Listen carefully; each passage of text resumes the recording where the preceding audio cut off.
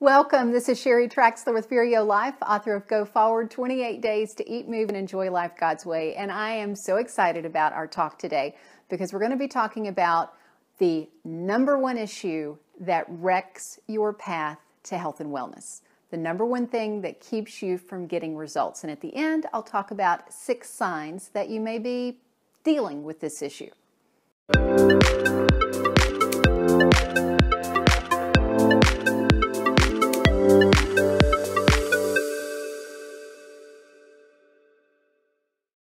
The question that I get consistently is, I am tired of trying what doesn't work. How do I get results? You buy the latest diet book that your friends swear by, but of course 3 months before they swore by a different book. Or you join yet another gym that you know that you're going to go to starting on Monday, or you download a new fitness app or a new exercise video or a new meditation app or a new stress management app or whatever it is, and somehow it just sits there and doesn't work. Why is that? What will get you results? Now, before I dive into the answer to that, I want to tell you that my answer goes against mainstream media.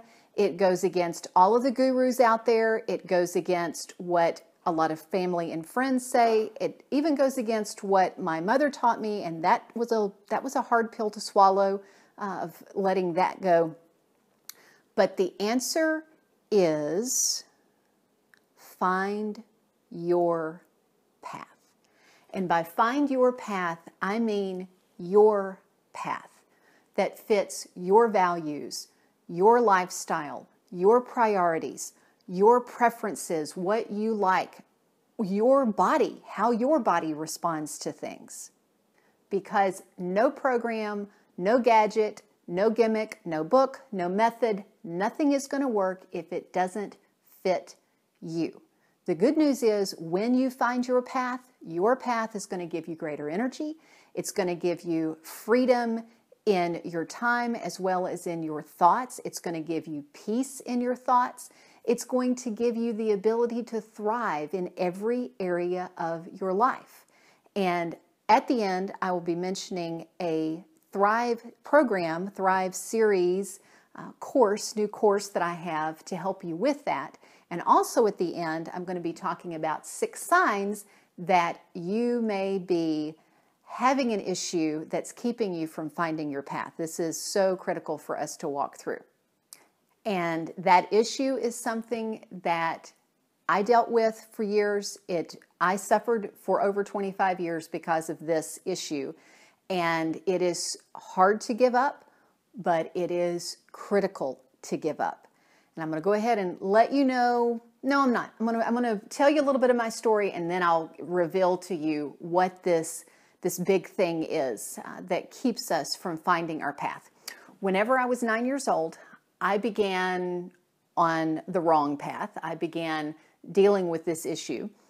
And it was when I bought my first fitness magazine. And that fitness magazine became my guru. It began to tell me how to exercise and how to eat. Well, there was an issue with that. And I'm going to take a little side journey because you know how I like to teach. The issue with that was that book, that magazine, became my sense of self and overrode what we call autonomy. Because we all have this sense of autonomy, this sense of self, this sense of boundary, our ability to choose, our will. And I outsourced that to that magazine. And I allowed that magazine to tell me what I should eat and how I should exercise. It became my source instead of me having that. Well, the problem with that is there's only so long before that sense of autonomy can be outsourced or put down before it says enough is enough. When I was still in the mode of letting it tell me what to do, I got really into it. Not only was I analyzing what was on my plate, I was analyzing what was on the plate of everybody in my family. In fact, my father has told me that they quit enjoying going out to eat as a family because I would analyze what was on everybody's plate. Also, my exercise was dictated completely by what the magazine said. So I formed this routine that I would get up out of bed with a fever. I really did this. High fever, got out of bed to finish my exercise for that day. Totally out of bounds. Well, by the time I got to college, that sense of autonomy had really had its fill of these magazines and books. And at that point, I would go to a party and I would eat perfectly, but then I would come home and eat half a bag of cookies of my roommates. Or this came up when I was reading in some journals. I'm a journaler. I've been a journaler all my life.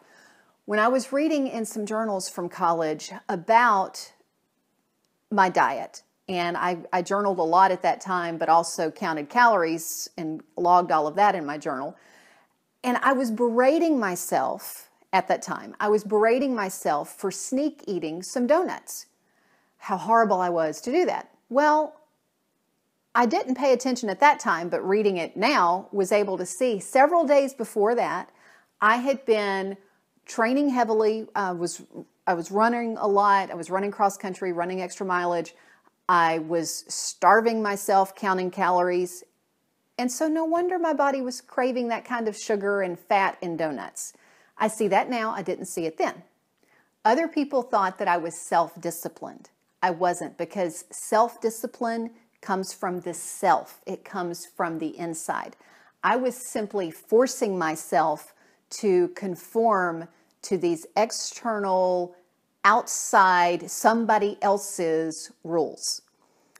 Then, after the autonomy, kicked back in, there was still all these guilt feelings, and it just took me a long time to get through that lie, breaking through that mentality. It can be done, and so now I'm at that place that I can go to a party and eat the veggie sticks because that's actually what I want. I know I can have the cookies, but I'm not interested in them because I know I can have them. Or I can pass by donuts and not care about them because I've discovered I really actually don't like donuts. You can get to that place of freedom when you give up the big lie. And here's the big lie. Here's that thing that wrecks having your path. There is one way to be healthy, and you must conform your life to that one way. That's the big lie. And we believe it. And I want to give you 6 signs that you may be believing it. Sign number 1.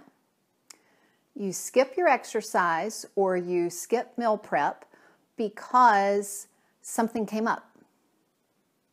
Well, problem is that something took this much time, but because you are believing it's all or none, because you're believing that you've got to do every bit of it or it doesn't count,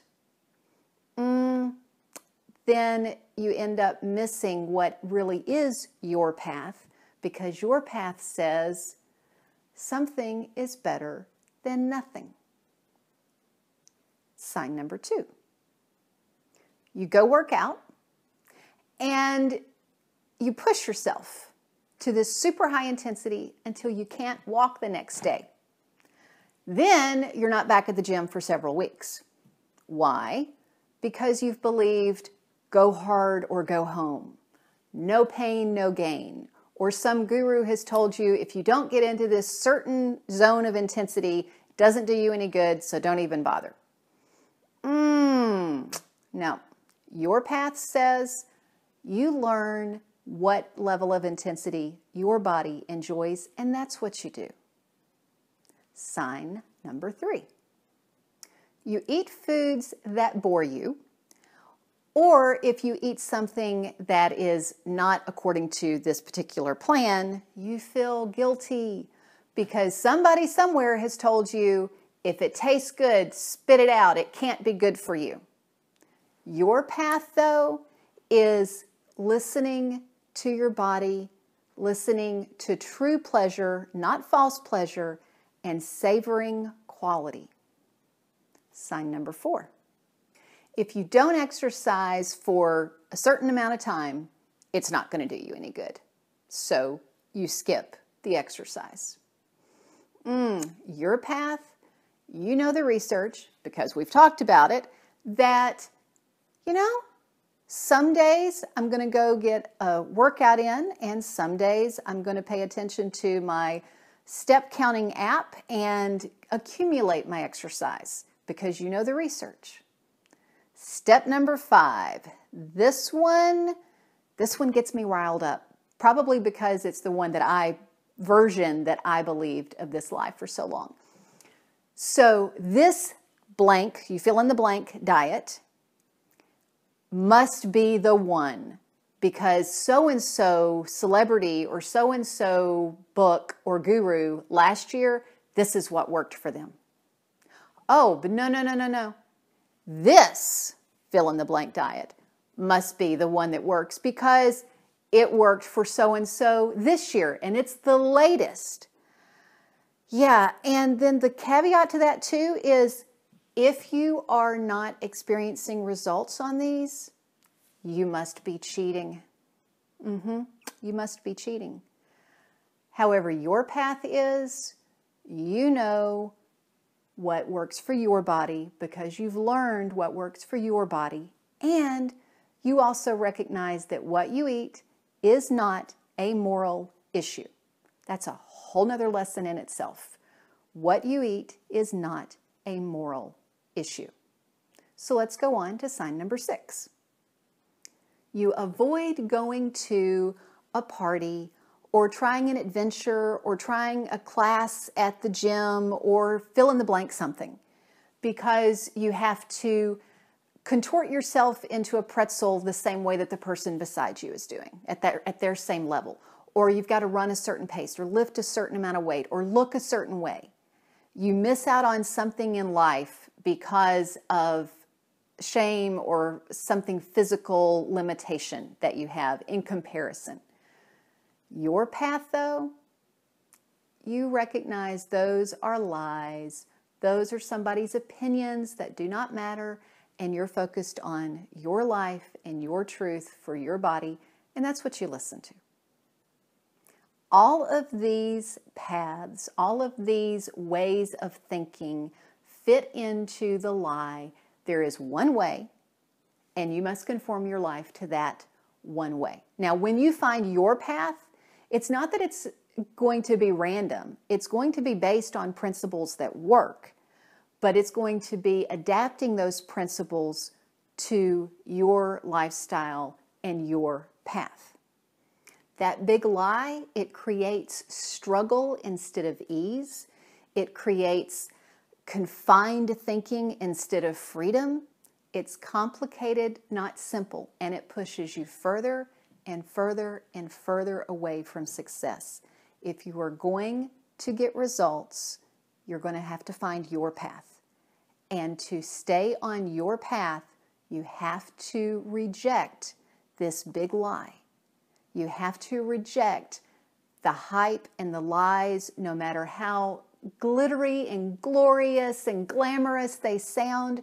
You have to know that they're lies and they are not for you. And I get it.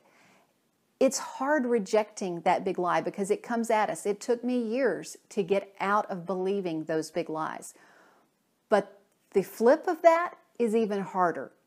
It's continuing to try the next big thing, try to fit your life around it, and then failing, and then feeling guilty, and then feeling defeated, and then getting your hopes back up and trying the next big thing.